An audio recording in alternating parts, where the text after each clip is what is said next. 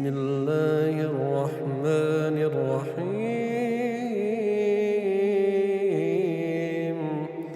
عما يتساءلون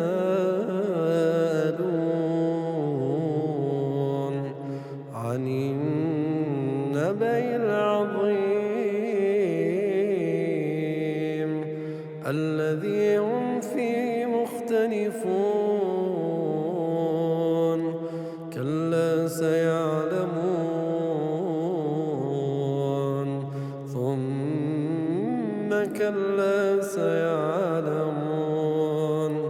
ألم نجعل الأرض مهادا والجبال أوتادا وخلقناكم أزواجا وجعلنا نومكم سباتا وجعلنا الليل لباسا وجعلنا النهار معاشا وبنينا فوقكم سبعا شدادا وجعلنا سراجا وهاجا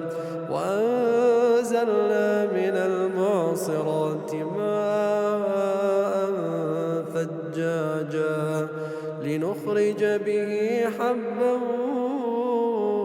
ونباتا وجنات ألفافا إن يوم الفصل كان ميقاتا يوم ينفخ في الصور فتأتون أفواجا وفتحت السماء فكانت أبوابا وسيرت الجبال فكانت سرابا إن جهنم كانت مرصادا للطاغين مآبا لابثين فيها أحقابا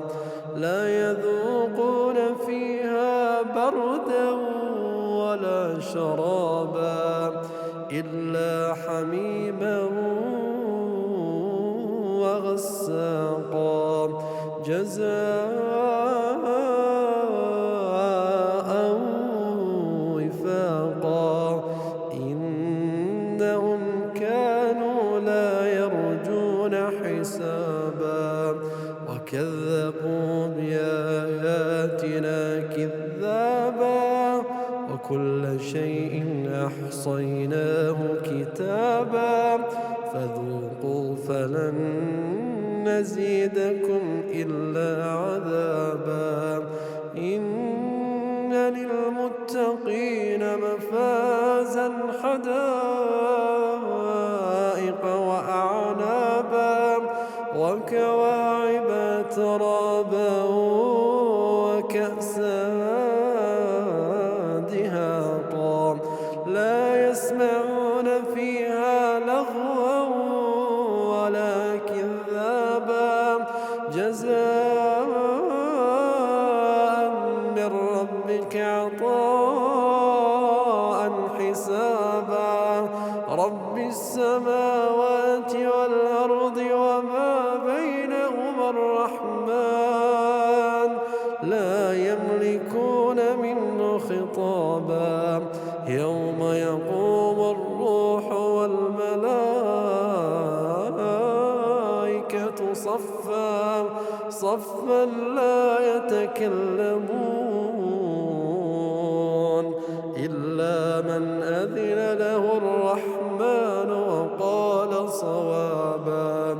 ذلك اليوم الحق فمن شاء اتخذ إلى ربه مآبا إنا أنذرناكم عذابا قريبا يوم